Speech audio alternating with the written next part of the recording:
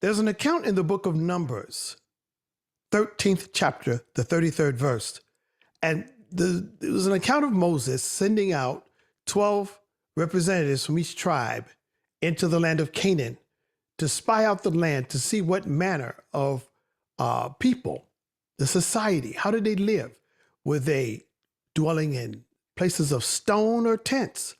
Were they hunters, and were they farmers? Were they peace-loving people? Were they hospitable? Were they violent and vicious towards each other and anyone else? He wanted to know before they entered the land. And so he sent the 12 spies out. And what was interesting was these 12 men all saw the same thing. They saw the same land, the same people. They talked about the grapes were the size of pomegranates. I've never seen a grape the size of a pomegranate, but I would love to bite into one. Well, they saw grapes so large that it took 2 men to carry them on a staff between them. It was a land that flowed with milk and honey. But there was a huge but.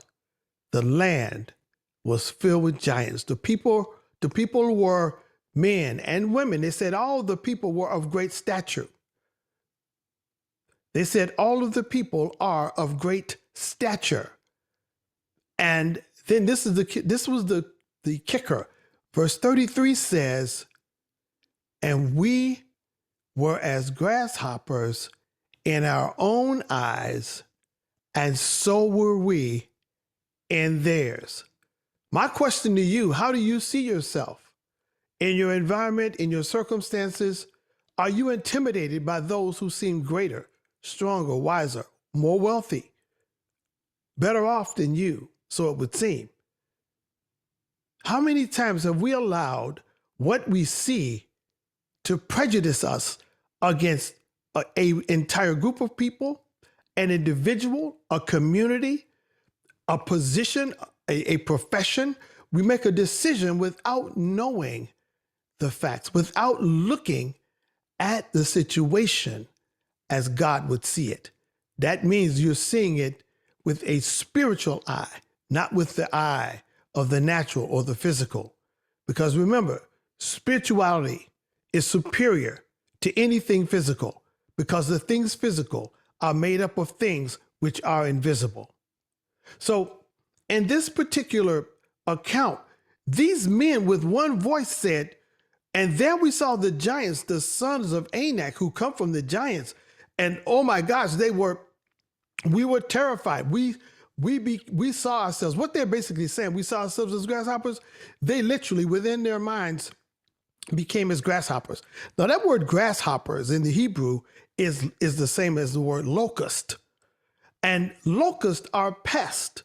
They come, they eat up the vegetation, they eat up the grass, they eat up everything. All the vegetation, they destroy the trees. They're pests. And they saw themselves as pests under the feet of these people who were of giant stature. Now, God had demonstrated to them his ability to deliver them from human giants. The Egyptians pretty much ruled a good part of the world at that time. They had a powerful army, they had treasuries and so forth. But God delivered them. He delivered them through the Red Sea. He delivered them in other situations. But in this one, because what they saw was seemingly larger than what they could handle, they backed down away from the promise of God. That is the definition of unbelief. See, having doubt is one thing. That's our humanity. We're going to doubt in our heads, not in our hearts. Faith is in the heart, doubt's in the head. The bigger the faith is, the weaker the doubt. The stronger the doubt, the weaker the faith. So when these people said, these people, they'll destroy us, they'll consume us, they were saying, we don't believe God can deliver us. They basically told Moses, we don't believe God, after all he's done, has the ability to deliver us. How many times has God brought you out of your situations? How many times has he delivered you from that which seemed impossible. And how many times really has God abandoned you? I'm not talking about the times you messed it up. I'm talking about the times that you blew it. You did it. How many times? So what I'm saying is we cannot look at what we see around us. We have to focus on what did God say? What does his word say?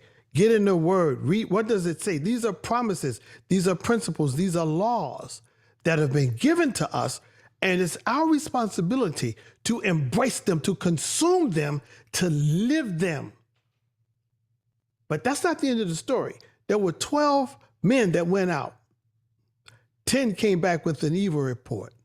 That word evil meant contrary, negative, destructive even. But there were 2 who had a good report, Caleb and Joshua. They said, Moses, we're well able.